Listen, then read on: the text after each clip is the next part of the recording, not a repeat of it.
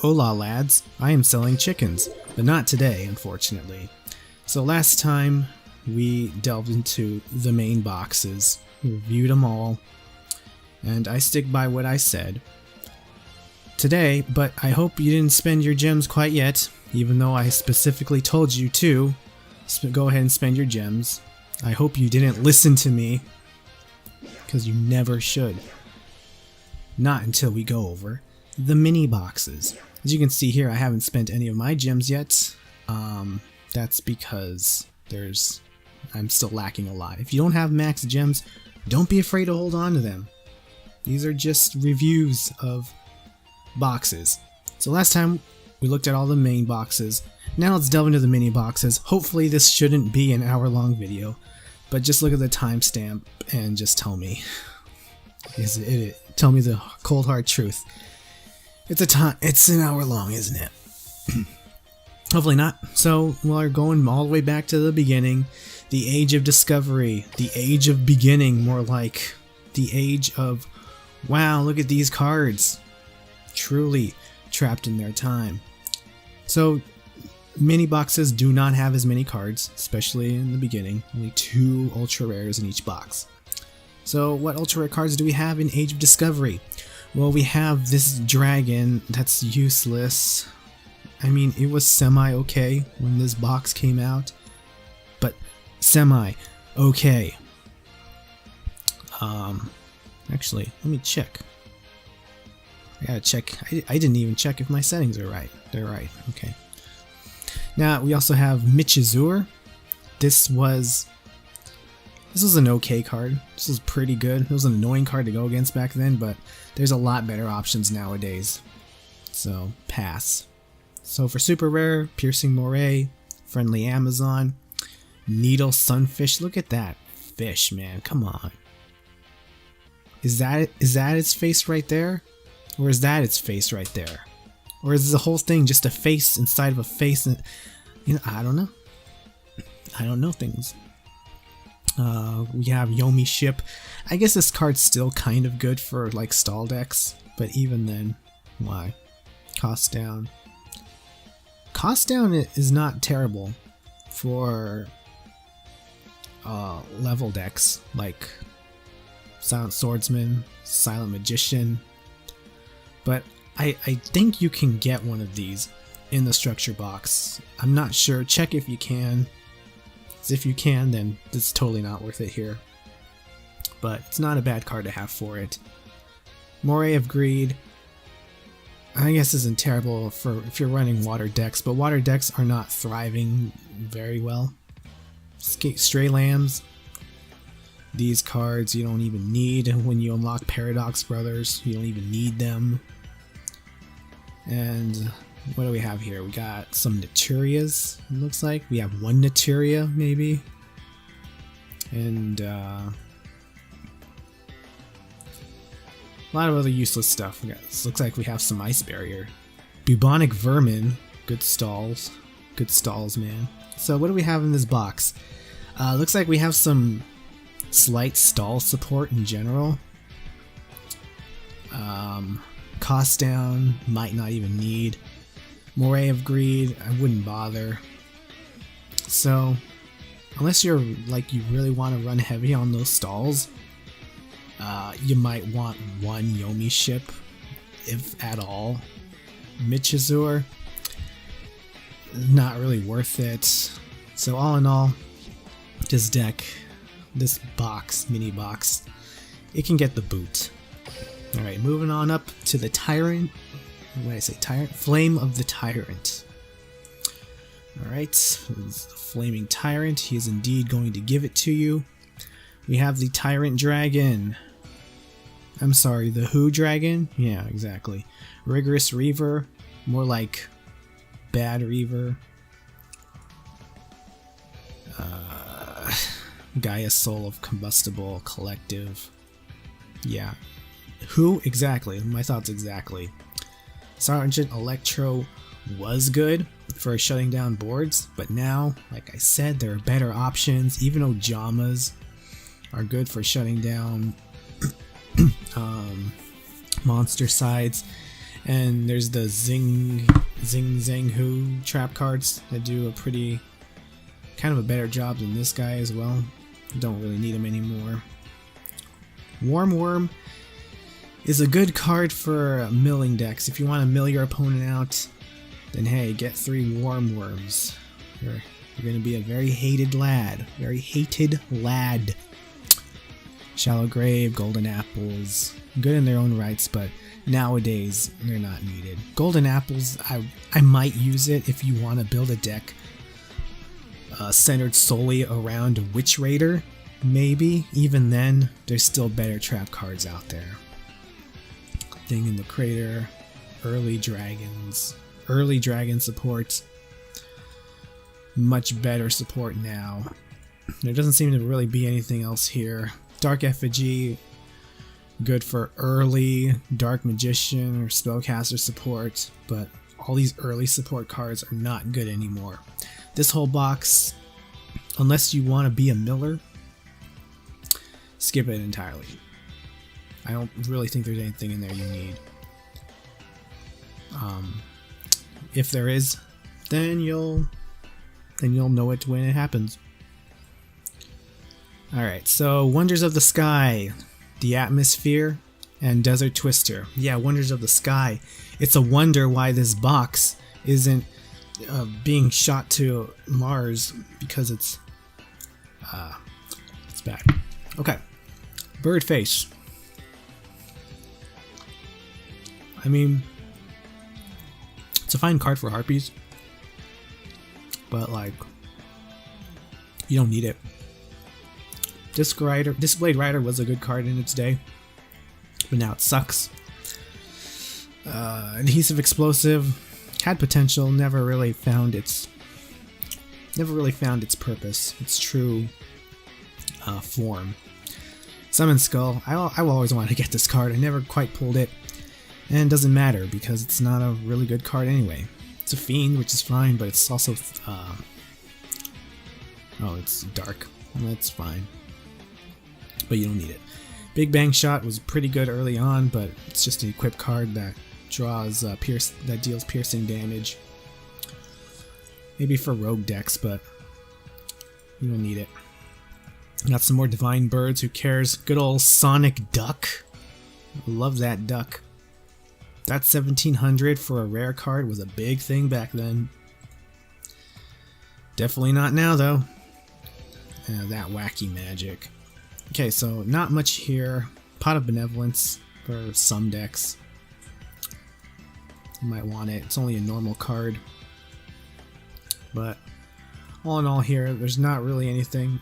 When I review these, I'm mostly reviewing the top cards, the ultra rares and the super rare cards. Obviously rares and normal cards, there's obviously some that are going to be semi-useful for some decks. You know, it all depends on what you're building. But I'm just reviewing it wholly on ultra rares and super rares. And based on that note, forget Wonders of the Sky. You're better off wandering elsewhere. Land of the Titans. It's the next mini box. Very brown box. We have Green Baboon, Defender of the Forest. Yeah, that's a baboon, lads. We also have the Yellow Baboon. Yeah, 2 baboons, both very bad. Okay. Talia, Princess of the Cherry Blossoms. You could use her in Arrow Mage decks if you want. That's it. You don't need to. You probably shouldn't. Gearfried, the Swords Master, bad. Mega Rock, bad. Dusk Knight, kind of bad. I mean, you could also use him in Arrow Mage decks as well, but you probably shouldn't. Yeah. Gearfried, the Iron, bad. I don't even know what that card is, nor that. Wait, Mad Raging Plants, all tech. So it kind of seems like some very bad plant support here. Very early plant support. None of it's really needed anymore. We got, so I saw a Naturia card in here. Security Orb's not a bad card to have for a defensive option. Might want to pick up a couple of Security Orbs if you don't have a lot of back row defense. Security Orbs are pretty good. Other than that, it's only a rare card, so maybe delve a few boxes in for those Security Orbs. If you want to build Arrow Mages, you don't need this box either. You're fine without it. Alright, so we had the Age of Discovery, but now it's time for the Dawn of Destiny.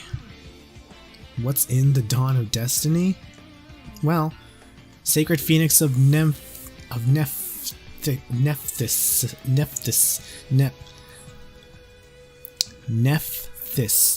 It's easy, Nephthys.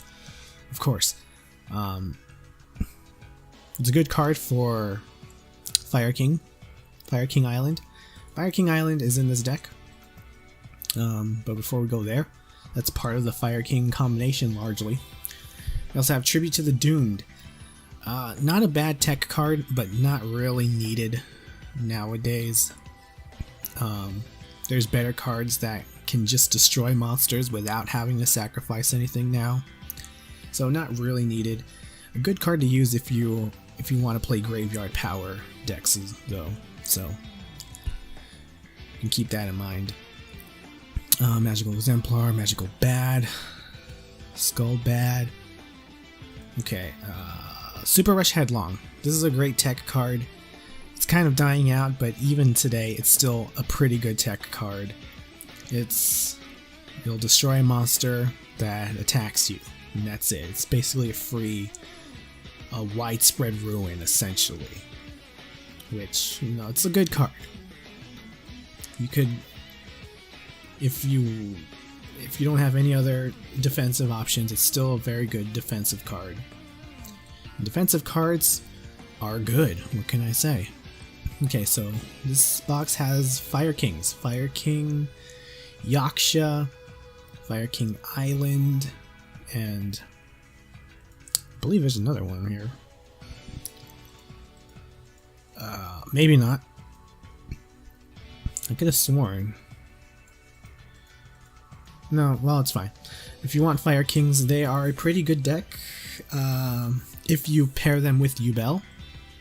A Yubel deck with Fire King is a pretty good deck. It also works as a pretty good farm deck as well. So that's that's a big reason why I would recommend investing in a Fire King Island deck soon. Because all you gotta do is get these cards, get just 3 Fire King Islands, 3 Yakshas, and there's another Fire King card we'll look at as well. I don't think he's in this box, but he's got to be in some other box. Unless I've gone over it, just get any of the Fire King cards, and once you unlock Yubel, you'll be pretty good. You'll be pretty solid with a farm deck on your way to building a farm deck. You just need a Secret Pass to the treasures, Union attacks, and Gravekeeper's Vassal. And those are all very easy cards to get. You might have to farm for Union attack, but that's basically it. If you're impatient like I am, you can always just use a super rare ticket. Some of them. So, Dawn of Destiny is good for Fire King. I would recommend getting Fire Kings, if not just for the farm deck it comes with, because it is very usable when paired with Yubel as a farm for many characters. Okay, so we have Silent Magician. Going back to the Yubel deck. Also, if you unlock, what's his face? Who had it? I think it was Trudge. Trudge has Mirage Dragon. If you can't unlock him, then there are alternatives as well, but that's another good pair with the Yubel. So anyway, Echoes of Silence. We have the Silent Magician level 8, Spear Dragon. The Spear Dragon, forget about it.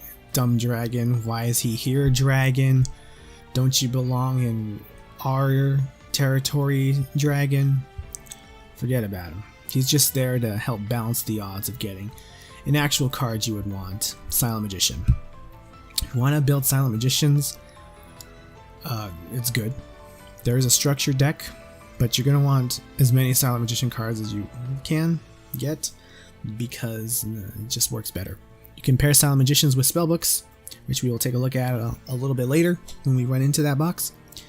But Silent Magician is here, and that's really the only Silent Magician card you can hope to get in this box. Oh, Silent Magician level 4 is here too, but it's only a rare.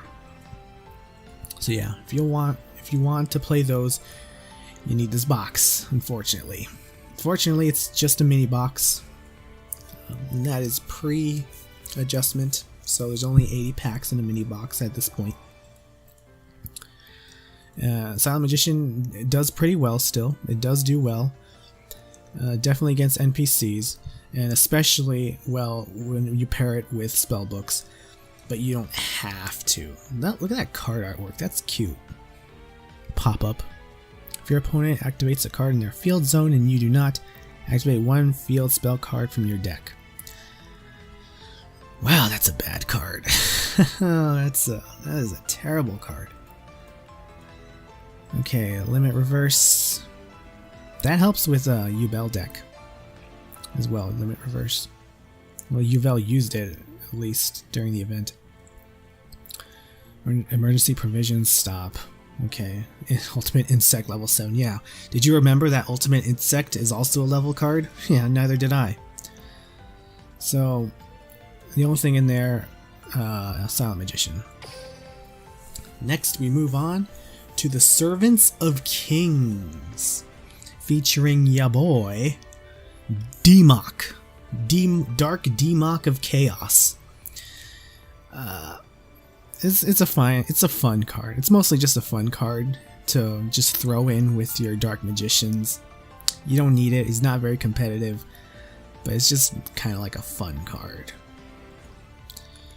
You can enjoy him knowing that he's not banned in a Yu-Gi-Oh! Video game. Man-Eater Bug is fine for those stall decks, I guess. If you want to be that guy, you can be that guy.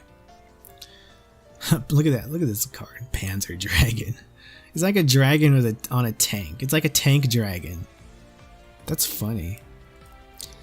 Forbidden Chalice. Now, this card was great back in its day. And it's still good if you pair it, especially with masked heroes. You can get that direct attack with Anki for full damage if you play this with it. But nowadays, it's not really worth throwing in there, especially when there's so many more alternative cards that can take its place now. So, still a good card, but it's just kind of dwindling. It's dwindled a lot. So, I mean, rip. But still a good card though if you need some supports. Very versatile. It gains 400 attack, it can protect you, it can negate your opponent, it can do anything. Painful Decision. It's a good card if you run a very low, if you run Ojamas, I think. It's a pretty good card if you run Ojamas. Birthright is a good card if you run normal monsters, like for your Dark Magicians, for your Blue Eyes White Dragon. If they die, boom, just bring them back. It's good. It's all fine. It's dandy. Draining Shield is another good card to use. It negates a monster's attack and you gain life points. You can use it with Hero Mages very well. Hero Mages love this card. Wall of Disruption. Wall of Destiny here is a great card. It's one of the top played cards of all time. You're definitely going to want this card. Great tech card, great back row card. If you have like even 2 of these in your deck, you're going to wipe the floor with any NPC. It's a very good card. You definitely want this card. This is definitely a goal card to set. That's hoping the Egyptian god Konami doesn't ban this boy, because this kind of has a long time coming, if you ask me. So what else do we have here? Snowdust bad, Mystic Swordsman level 6. Mystic Swordsman also has a structure deck, so if you want them, you can delve into this box and get more of them. Pen the Dark Clown, good self-milling. Let's see, White Tiger, got some Gen X's. They're all just normal, so it's fine and dandy. Alright, so this box doesn't really have any strong archetypes, but it has a lot of good support tech cards, a lot of good trap cards. If anything, you want this Wall of Disruption, definitely. If you want to play Blue Eyes, Dark Magician, Birthright's also a very good card to have. At least one of these. As for Wall of Disruption, at least 2. It's the Wall of Destiny, man. You're going to hit it. It's your destiny to hit it on the ladder. But you can play it yourself. So next up, Blades of Spirits. You remember the NES game Blades of Steel? No, just me? That's fine. So, Blades of Spirits, big surprise. Great Shogun Shien. Yeah, for your 6 samurais. Remember that? Neither do I. Elemental Hero, Neos. Oh, forget it. Who cares about that guy? He's not even on the box. Superconductor Tyranno. Harpy Dancers. They're good for their own decks. We got some fire formations here. Powerful Rebirth. They're all fine cards. Not really worth delving into. Here's the other Fire King card as well. Barong. This is the other Fire King monster that you'll want for that deck. And it's only a rare here. I don't know why they put it in different boxes. Want your money. But we got some Elemental Hero fusions. Who cares? This box's main archetype here are the 6 samurais.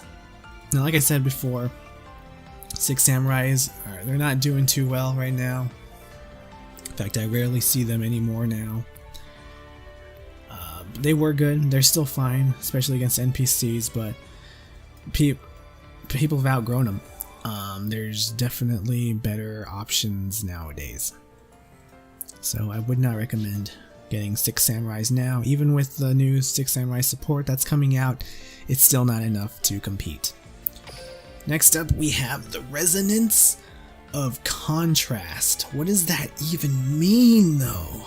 I don't know what it means, but it comes with Snipe Hunter. Snipe Hunter is a pretty good card. Again, it's kind of starting to die out now again as well, but it's a good card to have, just at least maybe one of, if you kind of want to be annoying. If you like the odds of gambling to destroy a card with no drawback, well, except maybe a 1500 attack monster that just sits there, then it's a good card to have. It's a good card for maybe stalling, but you don't really need it anymore. Red Eye Slash Dragon. Red Eye Slash used to have would have their own dedicated decks. In fact, you probably could still play it along with Red Eyes and have some moderate success, but moderate success is kind of the best you can hope for. It's not great, especially with Buster Blader out there rampaging. It's kind of dangerous to be playing any dragons at this point, because Buster Bladers are kind of hot right now. So what else do we have here? Well, we have Vampire Grace. Now, Vampire Grace is only a rare card, but this is a very good card to have in a vampire deck. If you want to run vampires, they are also still pretty hot right now, and I feel like they're kind of safe from the ban list. They might still be hit, but not as hard because they're not as crazy as they were at one point. So I think going vampires wouldn't be a terrible idea. They are starting to die out slowly, very slowly, but they are still very good. They are still wrecking on the leaderboards. Vampire Grace is part of that. So this is where you get a vampire card from, at least. Photon Lead is a good card for a Cerberus farm deck. It's been a long time since I've even said that. But yeah, Cerberus farms, I just remembered as I saw this card, is a farm deck. If you get 3 head of Cerberuses, you can use this card to help farm against very low level NPCs. The reason it's not a very good farm deck is because it's very easily disrupted. But if you plan to farm low level NPCs, get this card for a Cerberus farm. It is doable because NPCs decks don't change at lower levels. So Vampire Grace is in that box. Next up we have Rampage of the Forest. We have Dumb Queen and Armored Bee. Armored Bee was kind of a funny card back then. It was good, but it was just kind of more funny than anything. It's not good now. You don't need it though. So what do we have here? Cocoons, who cares? Dark Core, like a worse tribute to the Doom because the monster has to be face up. Hatronade. Hatronade is a pretty good tech card. Yeah, it is. It just is a good tech card. Removes opponent's back row. It's even limited, semi-limited. It's a good card to have. You definitely want this card. Have it in your deck, especially if you're going on the ladder, the ranked matches, the leaderboard, whatever you want to call it. Especially if you're going against other players, it's a good card to have in your wallet. Memory loss. Okay, so this deck had the infamous Sylvans. Sylvans were a force to be reckoned with when they first came out. But as you can see here, they got hit by the ban list, and now they are not very playable right now.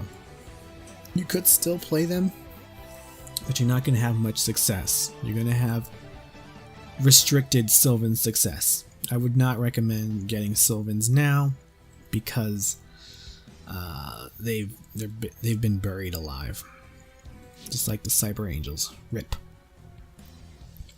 Okay, next we have Visions of Ice. I'm having Visions of Ice. Ice, baby. White Knight Dragon. Yeah, White Knight. And the Tricky. Tricky's kind of it's a good card if you use like tribute summon decks maybe. It's good for it's kind of a good card to use in a variety of ways. But you have to know what decks you want to use it for. Blizzard Princess is kind of a fun card. It's kind of like D-Mock in the sense that you don't really need it.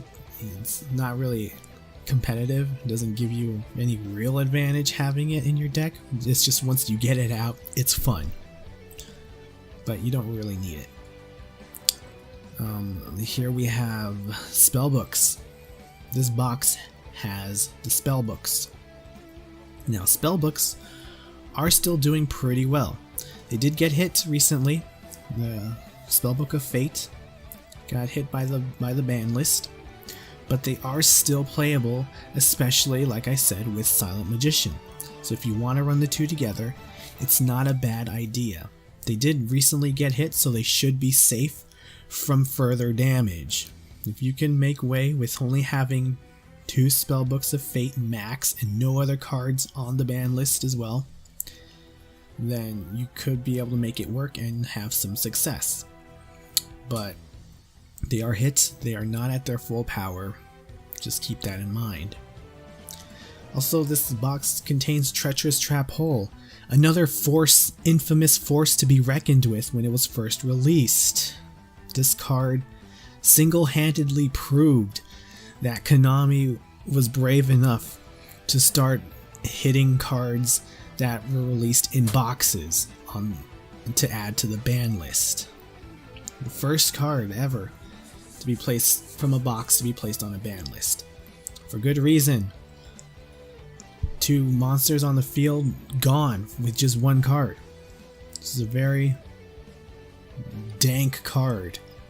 I don't know why they released it, but they did, and they fixed it, so now it's fine nowadays. It's banned, and now there are also more cards that you can replace it with that do kind of the same thing.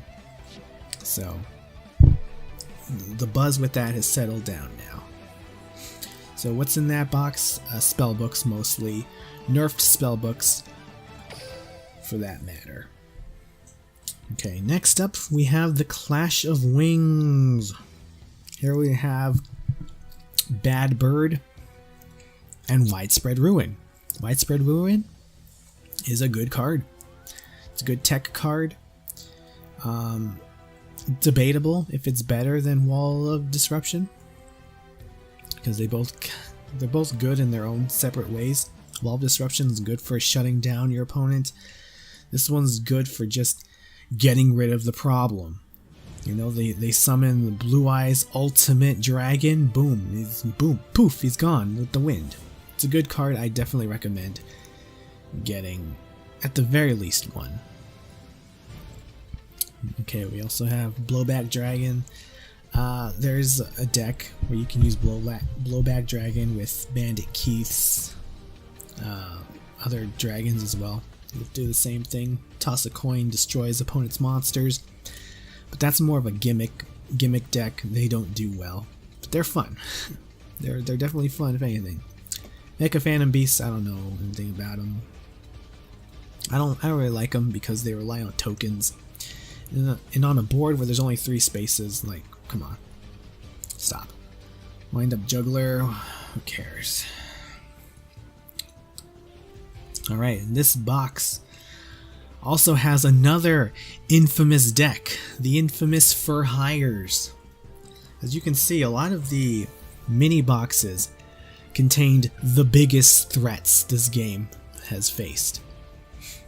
For good reason, because these were strong archetypes. They released solely in one box, and they're all mini boxes that had only up to 80 packs, so they were very easy to complete these archetypes. So a lot of people had these very powerful decks, and they would just rampage across PvP, across the leaderboards. As you can see here, For Hires got hit pretty hard. 2 cards on the semi-limited and 1 card on the limited list, just like that. That's a pretty bad hit. And because of that bad hit, I don't think they're viable at all. Like, you can still use them, but you're gonna have some struggling going on. If they're kind of like Cyber Angel territory. Maybe not as bad, but like, it's gonna be rough. It's gonna be rough. You need 3 beats for sure, or else don't even bother. Unless you want to delve into guaranteed getting 3 beats, Bladesman For Hire, just don't bother. All in all, I wouldn't bother anyway. There's no use digging up dead bodies in the grave. Those For Hires, they're pretty deep in the grave. Alright guys, we're about to get a little spooky over here. With Empire of Scarlet. Empire Scarlet Scourge, you don't need him. Interplanetary Purpley Thorny Dragon. He's a fun dragon. He's a fun name. But nah. Insector Centipede. Insectors are pretty good. They're not like crazy at all. But they're kind of like a fun deck. You'll have some moderate success maybe, especially during NPCs. But on the ladder, it's kind of hit or miss, you know. And I guess they never miss, huh? But along with this deck, along with Insectors, we also have vampires. Yes, the vampires. I've mentioned it once before and I'll mention it again. Vampires are doing very strong. And this is where you get most of them. You have your vampire retainer, your vampire familiars, you got your vampire kingdom, and your vampire domain, and your vampire vamp. You got your vampire everything here. Your vampire cup, your vampire chalice, your vampire boy, and your vampire world. If you want to run vampires, I don't blame you. They're pretty good. This is where your heart is set. Know that they are kind of taking a step back, but they're still good. They're still good cards. They're still a good deck. It would be worth an investment if you have your heart set on them. And plus, look at the artwork. Dude, this artwork is amazing. I'm a sucker for this kind of artwork. Very Frankenstein-like. It's amazing. Horror themed. What's not to love? You got a bat, and you got this weird dog thing. I always think it's a skunk when I first see it. But hey, that's just me. You got your vampires, your insectors. It's pretty good worth. If you want to invest in, I guess, either of those, I would definitely recommend vampires over insectors though, because vampires are definitely doing better than insectors. But hey, that's on you. Now you'll notice there's no 14th mini box. That's because Konami just could not wait to pump out that Stardust Acceleration main box. They just couldn't wait. So they just skipped 14th mini box entirely. What could it have been? Oh, only dreams can tell. So the next main mini box after that is Power of Bravery. This was also after the rework of main and mini boxes. As you'll notice now, there's one more ultra rare card in each mini box, and each mini box has 100 packs. That's right, the mini boxes got bigger while the main boxes got slightly smaller. Helps balance it out, but it's just really, it just means delving into a mini box is a lot harder now. So what do we have in Power of Bravery? Well, we have Buster Whelp of the Destruction Swordsman. As per ritual, as per tradition of Buster Blader, you know, they all have to have the longest names possible. It's just tradition. So, Buster Blader support, right there. Got Power Tool Dragon, that is Leo's signature monster. It's fine. It relies very heavily on equip cards, and equip cards are very easily disruptible in the game right now, so I really don't recommend playing any decks that rely on equip cards, because equip cards, like I said, they can be shut down, they can be destroyed like in an instant. Memory of an Adversary, Memory of Who. This deck also have Morphtronics as well. These are all Leo's cards. Morphtronics are fine, you're not going to have too much success over it though. We have some Naturia support. I know people love their Naturias, but even so, it's not great. We got some Vylons. I think the Vylon support is a little bit better than the Naturias, but even then, still not great, I would have to say. They're not bad. They're definitely not bad. You could use them and have some fun against NPCs. But if you're bringing them on the ladder, you're going to have a little bit of difficulty. So other than that, looks like we got some scrap cards too. I don't really know much about scraps, so I can't comment on that. But from what I do know in this box, I personally wouldn't say it's worth it, unless you're like a huge fan of Morphtronics, Vylons, or Naturias. Mostly Vylons, or if you want that Buster Blader support, there's not really much to it. So these are the 5Ds era boxes. Each of these boxes have a signature card dedicated to a character.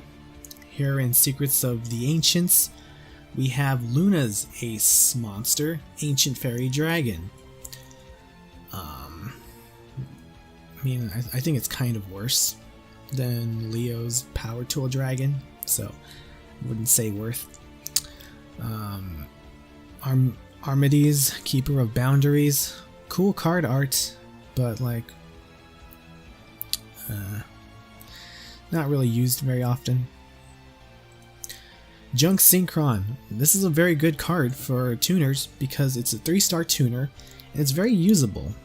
It's very usable. It's also very easy to help you synchro summon because you don't have to worry about keeping it alive for a whole nother turn. You can bring it out and then it can help you special summon a monster that you can synchro with. So basically, if you have a monster in the grave, pop this bad boy out.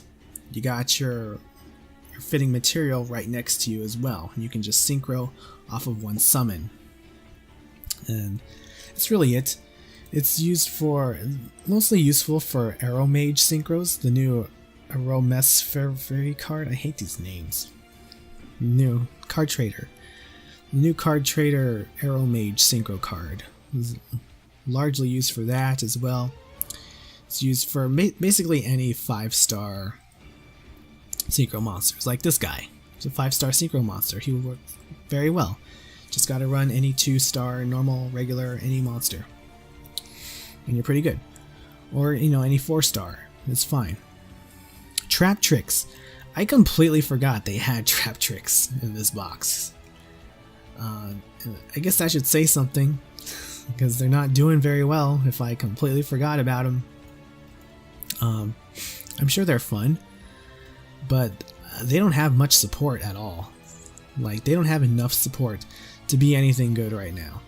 But if you're a fan, it might be worth the investment for the future, because there definitely are a lot more Trap Tricks cards out there.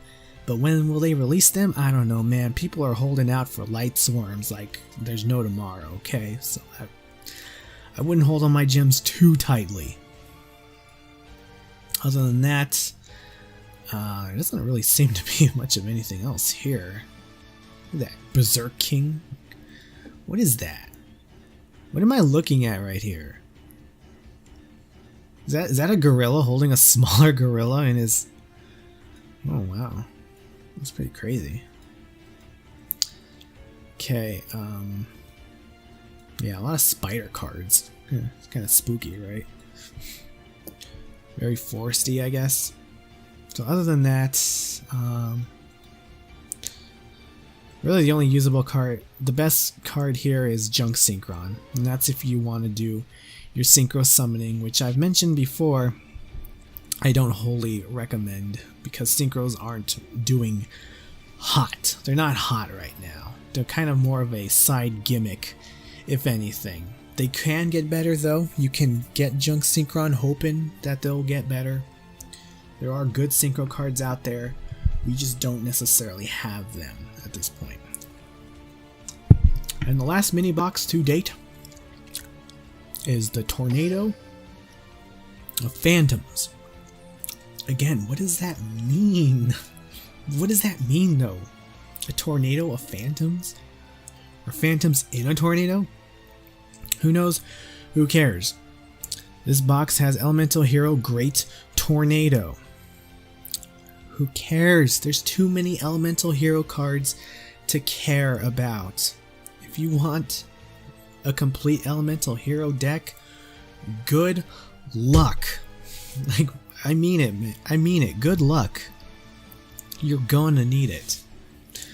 We have Mecha Phantom Beast Tetherwolf. From what I understand, it's one of the better Mecha Phantom Beast cards out there. So, again, that's just from what I understand. We have some Gustos. Gusto cards. People like their Gustos. We got some Synchros. Gustos are doing pretty well. Gustos have fun. People who play Gustos have fun. I think they're best against NPCs over PvP duels. But they're not terrible. They're good. they're good enough that people can play them and get some moderate success on the ladder with them.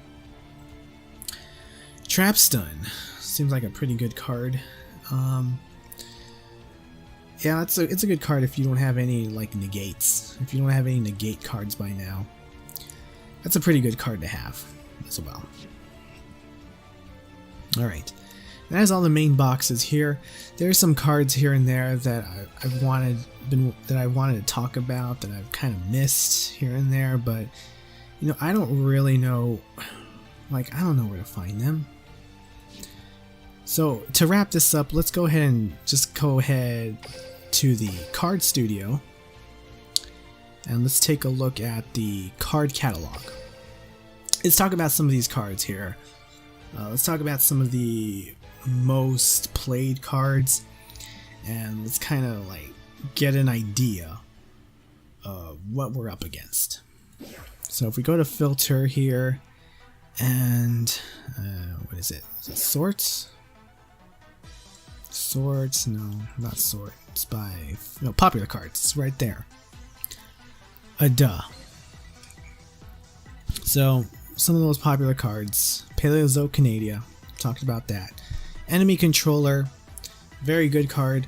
You can actually get a copy of this from the Mokuba bingo missions, so that's good. The sooner you get that, the better. We'll go over that maybe next time. Floodgate I've been over. Same with Galaxy Cyclone, Wall of Disruption, Sphere Karibo, Drowning Mirror Force. The Ancient Gears are cards like the structured deck. It's doing very hot right now. So are the Koakis. So I've been through basically all of these here. Hopefully this helps you determine what cards, what deck you want to invest in. Amazonas, they were good. They got hits though. Amazonas did get hit by the ban list, so they're not super hot right now, but they definitely still exist. Especially Swordswoman. Amazonas Swordswoman lives on because it's a tech card for, again, if you want to be that stall deck player, there's your stall deck. So that's all the mini boxes here. Next time we will do something else, I guess. I don't know. Thanks for watching, and I will hope to see you again next time.